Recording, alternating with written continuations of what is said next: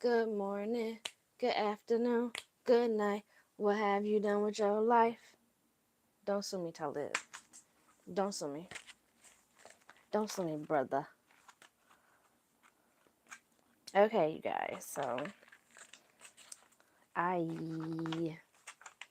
I've been busy. I've been busy. I've been I've been busy. Let's see. Okay, so the title is How the Word is Jazz. Now I feel like I showed. Did I show you all a picture of Jazz in the last? What did I show y'all a picture of? See, now I'm kind of confused. I'm going off my notes today because it's one of them kind of days. I feel like I showed you this. Did I show you this? Okay. I read Jazz. So let's just start with that. Um, Jazz. Okay. So Jazz is the second book in the Toni Morrison trilogy. And the first book is Beloved. It's Beloved, Jazz, and Paradise. I have not read Paradise, but I read Beloved in high school, and it was quite an experience. I feel like I have talked about it in previous videos, not like a, a video dedicated to Beloved, but that can come later. Jazz was an experience, which you like. The title is very fitting. Um, so this was interesting. Like, if anyone has read Beloved, or if you all, I should say, if you have read Beloved, then you know that Beloved is a ghost story. It's first and foremost a ghost story, and the ghost of Setha's baby girl who she killed in um, to like to keep her from entering into slavery comes back in the novel, and the story is about her, dealing with that loss and you know the personification of this lost child. So what Jazz, I don't like spoiling experiences, especially Toni Morrison experiences. I have a thing about that. But so what I'll say about Jazz is that first of all, okay, these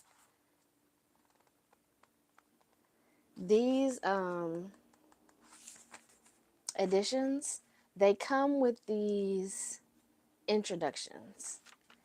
And the introductions are there. I've read two so far. Well, I've DNF'd two introductions so far, because what happens is the person will start to talk about the novel, and then we'll give away plot points, and then I'll get mad, and then I'll stop reading the introduction, because it's like I want to, just like Beloved, because when I read Beloved, it was like what back back in the late 90s, early 2000s. So I um I I have to go look at my edition, but it was a very raw experience. I don't remember an introduction at all. I don't know if we used to skip introductions in school. I don't know. The way I remember, we just went straight into the book, and so that's how I like going into Toni Morrison novels. I like to just get straight into it. And this, I started both of these books. It was Sula and this Jazz, and the I read Sula earlier this year, and both times the introductor just starts talking about the plot, about certain plot points, and I just like, okay, no, let me get into the story, because I want to read. I am a big advocate. I'm a huge advocate of people reading Toni Morrison the way Toni Morrison wrote the book. No forward, no introduction, just raw chapter one. That's me. That's how I am about it. You can always read that stuff later. So this edition included um, a foreword by Toni Morrison, which of course I listened to, and and then an introduction. So the foreword was like 10 minutes. Why was the introduction almost an hour? Like damn near 45 minutes. And not only was it 45 minutes, but it repeated some of the same points that, like, some of the exact same things that uh, Miss Morrison has said in the foreword. So I was like, enough of this. And I just, jumped right into it. So now I'm going to just tell you all, like, what I thought I need to. Okay, I didn't highlight which ones I wanted to talk to. Oh, this is a good point. So I ran into the same narrator that I was talking about last time, that I'm not like a large, not a large fan of this narrator. And I was upset too because the last Morrison book I listened to was narrated by Toni. Look, if you haven't listened to Toni Morrison read her books, like, I highly recommend you listen to Toni Morrison read her own books.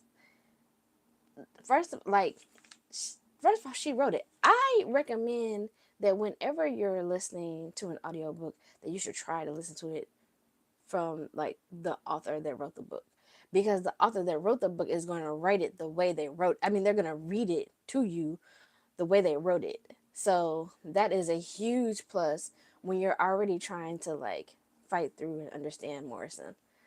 Like, I love listening to Morrison read her own books. I wouldn't have it any other way if I could do anything about it. So I'm definitely gonna I fear that from now on, when I'm looking for one of these books on audio, that I'm gonna be checking for Morrison to be reading it, and if not, I might have to skip that one. I don't know. We'll it depends on how bad I want to read it. So that was like one of the main notes I made.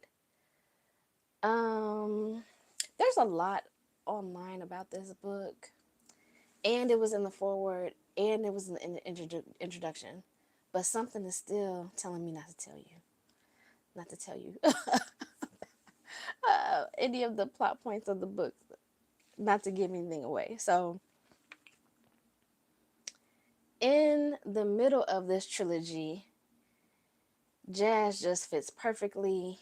It is so thick with just, it's chaotic, and but not that you can't understand it. It's just a lot going on, and it's just a very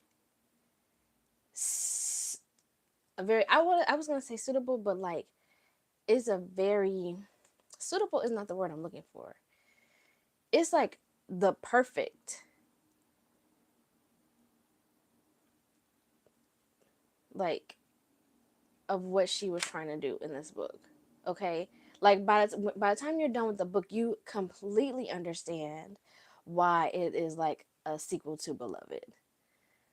Um, First of all, like, I'm reading the book. Okay, so the thing that I didn't want to tell you all about is, like, a murder. There is a murder between a couple.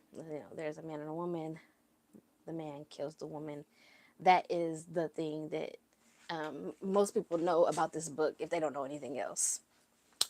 And that, I would think that that would kind of, like, I thought that knowing about the murder would, because the book is the story of the murder. So, it starts long before, and um during the murder, and then aftermath. So there's like this long arc, and I was like imagining, man, I've read so much Morrison. It's like I'm so used to not knowing what's happening. It creates this tension. But with this book, there actually was still a lot of tension. It was still so much tension, even though I knew what was going to happen. And it reminded me of my murder mystery stories. Yes, I am a murder mystery girly. I be on the mysteries. So I found a huge plot point. Well, it wasn't a plot point because it wasn't in the book, but I found a huge piece of nugget of morsel of information yesterday on IG because someone else was talking about how they just finished the trilogy, and I was blown away. That I don't know when I'm gonna tell you all about that, but it's not gonna be in this video. Like we have to have like a book club discussion or something because it it really it the with this book being about a murder, it was very ghostly. It was very much like a ghost story. So I just had that eerie feeling reading it, like, man, this girl is gonna die, or she's dead already, and like, yeah, they're just grappling with these feelings, like, just it's the act is senseless. Um, I should have looked at these before I started. How much do you love? So this is gonna be a glowing review, but at the same time, it's like I definitely think that you should read Jazz like after Beloved. I luckily because most of us well, I won't say most of us, but we just learned that this was a trilogy this year. I think that a lot of people have been reading On Morrison by, don't have me like butcher her name, but there's a book about like that this lady has out about how to read Morrison. And so I believe in that book it was revealed, probably because she was looking at what, and it was probably revealed in interviews as well, that it's Beloved, Jazz, and then Paradise. That's the trilogy. Um, Luckily, I read Beloved first in English class in high school, so this was luckily the next one. Luckily, in these many years since I've been in high school, I didn't read Paradise in between because then I would have read it out of order. And I just said that you know the way that Miss Morrison intended is the way I'm trying to do it. I really big on that. So it, I mean, I want to say I couldn't put it down, but I could also see how it could be kind of disconcerting to a person who was trying to read it. Stick with it, because it's just Mother, she's everything. Okay, here we go. So I found I found the order of my notes, and I've already said these things. Oh, so last thing I will mention. Well, this is what I already asked, kind of what I already mentioned, but to go into it a little bit more, I wrote. This is the perfect follow up to Beloved. Mother describes love within the legacy of slavery. It gives you a lot to think about. Mama was on our ass. She was on our ass. Okay, it's good. Like, I know for a lot of people, Morrison is adventurous. Y'all be kind of scared and stuff. Do it. Do it. Do it. Do it. Okay. My second topic: how the word is passed. So this is a nonfiction, and I just started it. So I don't know if y'all remember, but when I was giving my intro, my Black Booktubers reading intro, I mentioned that we need to read more nonfiction. Nonfiction is where it's at. All of the deets are in the nonfiction. So I'm not too far in, but look at all these annotations. Well, those are my son's annotations because I used his book from school. But these are all these brown ones in the beginning. These are all my annotations. I got some tabs in there. Look. What did I write in here? Do I want to show you this? Not really. But yeah, because like I said, I'm not really that far in. But speaking of my son reading this, well, I'll read you this note first. This the first note is that like he mentioned that most people that go to visit plantations. Let's see if I can read this. Is there a blurb or something? I know I'm doing a lot, but this blurb. Okay, this. You know how you read the back of the book. This is long as hell. It's a damn article. So I'm not gonna jump into that. Ah, here we go. Ooh. Oh, okay, baby. My baby's notes. Okay, a reckoning with the history of slavery across America. Is I'm reading it backwards. I know I look like I can't read or stuff sometimes when I be reading on here, but that's because I be reading stuff upside down and backwards. Okay, don't do me. Um, so in this book, he visits multiple plantations.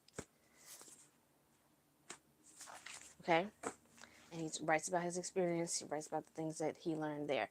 So he mentioned that most of the people that go to those plantations and take those tours are white people.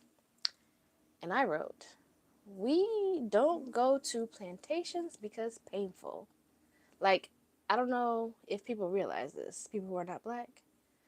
But yeah, we're not really, there are voices online that are going to never let, anyone forget about, and there's many of us, we're, never forget.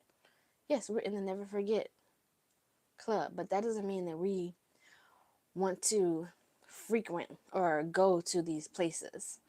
It is still kind of like something that you kind of have to get people to do. Like, oh, come on, we're gonna go to the plantation. It's kind of like going to a museum. Trying to get someone to go to a museum with you is not always easy because they be like, man, I want to read all them placards, or they're just not, it's not their thing. And this is difficult. This is difficult history to reckon with. So no, it does not, don't is we are do not show up at these in mass. We're not trying to kick it out, trying to incorporate it. We're visiting it like any other museum, and it's heavy. It's heavy. So yeah, you see a lot of people online talking about people having events at these plantations, and it's just like it's weird. It's weird behavior, and I get it. I get it. Um, so I also put that though that we should go, just because we're not trying to always be up in there, it doesn't mean that we shouldn't go. Just like any museum or like an art museum or a history museum, you should go to learn about the history and to learn about the experience, to empathize with the people that went through those things and remember. I definitely think that we should go. Yeah. Um, Ultimately, I think that more people, black and white, should go to plantations. Like the the plantation museums, basically plantation venues. I'm not saying you all should go. People should go and have weddings there or events there, but I'm just saying like you should go and learn about the history. Whatever. I mean, I personally don't. you know, again, if you want your wedding to be haunted, but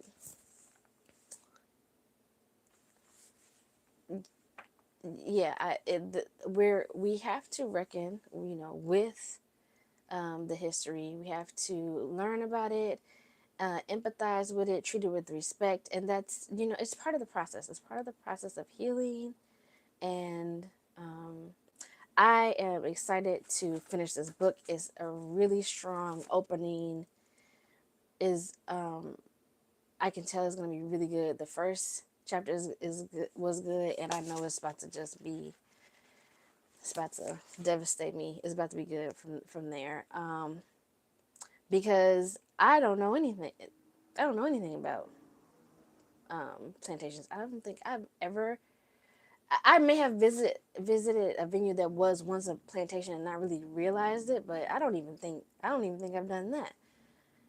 So that's one of the great things about reading nonfiction is that you learn stuff just by reading a book. And another thing about this book is that the prose is beautiful. It's written like a novel. Where did I write that? I was like, okay, prose. Okay, give us the medicine with a spoonful of sugar. Is that prose? How refreshing in a nonfic. I wrote that's the first. That's my first. Is that prose? Hello, prose. Which, I will put the definition of prose not up on my live, but when I edit these and cut them up, I'm gonna tell you what prose is. So back to the fact that this is my son's. Well, I bought this book for my son. He had to read it in school. It's a book about visiting plantations and reckoning with the history of slavery. I get it. I get that the children need history. I understand. But I fear, howsoever, that y'all are doing too much with the history. They've got full history lessons, history courses, and then the English course is full of history books. History books and nonfiction and historical fiction. And they're bored to tears. I'm not all of them. Not all of them. My child is bored to tears. He would cry if he could, but He not gonna cry because it's not that serious to him. To me, it's hard to watch though because I loved reading so much, and I'm trying to foster that same spirit and help him find his niche so we can both just know what we like to read and make it a part of our regular lives. It's a goal of mine, and I would love to see him. He reads, and he'll probably read more as he gets older. But right now, I'm just like read, read, read, read, read, read, read, and y'all are not helping. The schools are not helping because the schools have him reading this nonfiction, that nonfiction, this historical fiction, and it's a downer. Okay, this is what I wrote. Side note, teachers. Why are you making the children read so much historical fiction? Where's the literature? Where's the drama? We are in a literacy crisis. And you all are boring the children to tears with these novels. Please read a variety of genres and don't put 12 historical fiction novels on the syllabus. I beg. I'm bored and I'm not even in school. So that's my little rant. What I'm saying is when I was fostering my love for reading as a child, I was reading everything, and I found so much different types of stories in the library. I read so much good literature because my English teacher just put it in front of me. My English teacher said, "Go buy these books." I wouldn't have bought the books if the school hadn't told me, and they were worlds. They were amazing. They were so good. They were stories that stuck with me all this time, for a lifetime. I fear that if you have the kids reading about this historical event in a novel, this historical event in a novel, this historical event in the novel, they're going to think that that's all books are.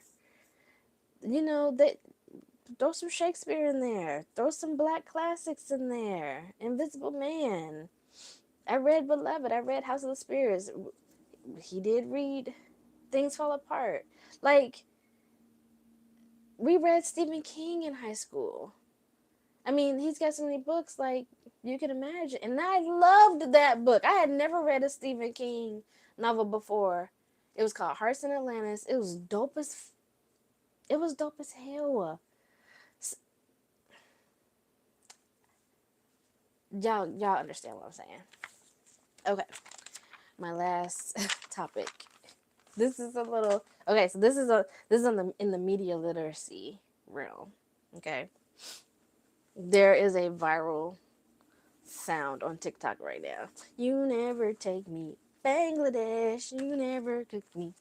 Okay. I want to talk about Bangladesh. There was a girl on here pondering why the song is in present tense. Now this is a viral song. And I wasn't quite getting what she was having trouble with, but I commented that I think he is comparing their relationship to her prior relationships. He knows she's already been to Bangladesh with, other guy. He's seen her cook him sausages on an open flame. Is that a critique? Is that a critique of the private moments that we choose to share and make public? Possibly. But even more than that, he's the what makes the song like so epic and just catchy and is on everybody's mind is that not only does he talk about the things that he's seen her do in other relationships, he talks about the things that he wants her to be doing. So there's like an escalation. There's like, it's not just, maybe that's why the girl was a little bit confused, but he's questioning why they don't do the things he knows he's seen her do. He knows she's done them. And then he's throwing in things he wants her to do. He wants her to anoint him with oil. He wants her to write him a novel. He wants her to poison the mojitos of his enemies. And isn't that what we all want? We all want some form of that. And that's why the song is viral. We love this song because it is so relatable. We all want to be loved the way we want to be loved. Not the way people want to love us. We want to be loved the way we want to be loved. It's an aspiration. It's a goal. That's where communication comes in. So the songwriter he's just very specific, and it's funny, off the wall, like random examples of what he wants this person to do, and the message just resonates with us all, even though it's very toxic. Okay, so that's my live for today. Those are my thoughts. I can't wait to finish How the Word is Passed. I'll let you know if there's, you know, I have a lot of thoughts. I already have a lot of thoughts, but with a little bit more context about the book, I hope that you'll pick it up. It's very good. It's very well written. Winner, National Book Critics Circle Award for Nonfiction. New York Times Best Books of 2021. There's a whole list of, okay, so those are the stickers. One of the year's best books. That is, see this little red box? One of the year's best books by The Time, The Washington Post, The New York Times, Esquire, Boston Globe, Christian Science Monitor, The Economist, San Francisco Examiner, Goodreads, Amazon, Publishers Weekly, Book Page, She Reads, Kirkus Reviews, Chicago Public Library. Hey! the Smithsonian, and the New York Public Library. So lots of awards. Check it out. And I can't definitely gotta give a recommendation to mother. Look, I'm always gonna recommend Toni. I'm always gonna recommend Toni Morrison. Read them all. Read these in order and get on Morrison. I can't wait to get on Morrison. Like, now that I heard that thing that I heard that I'm still not telling you all, and I know you want to know, but I'm not gonna tell you. Now that I heard that, I gotta get on Morrison sooner. Because what I was gonna do, I was gonna read all the Morrison and then get on Morrison and reread the Morrison along with the on Morrison. On Morrison, I have to. It's Nawali. I don't remember the lady's name that wrote on Morrison, but I don't have that yet.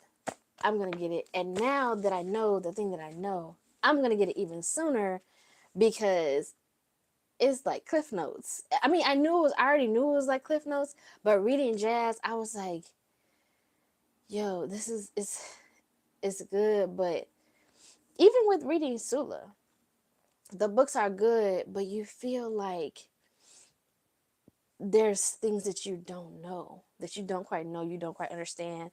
It's not necessarily the colloquialism. Some of it is just references and colloquialisms. Like, obviously, I'm not gonna know anything about random Beatrice, Betty Rhodes from some random country singer or blues singer,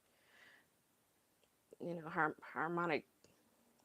Anyway, I'm not gonna know about a random person from like this time period, but and that is where context comes in because you have to use a lot of context when you're reading Morrison, and you have to use everything. You have to your brain has to be firing on all cylinders. So I got to get that book and make it a part of my practice because that little tidbit of information just blew me away, and I'm so glad. This is like the one tip that I'm glad I heard about online. And yeah, I gotta get the book. I gotta get the book and get more tips on reading Morrison, and then I gotta get all the Morrison books and read them all together. That was my, you know, that was me for the last couple of days. I don't know when I'm gonna be back, and I don't know what I'm gonna read next. But I'll let you know. I'll let you know. I keep doing that. I keep reaching with the wrong hand. I'll see you when I see you. Happy reading.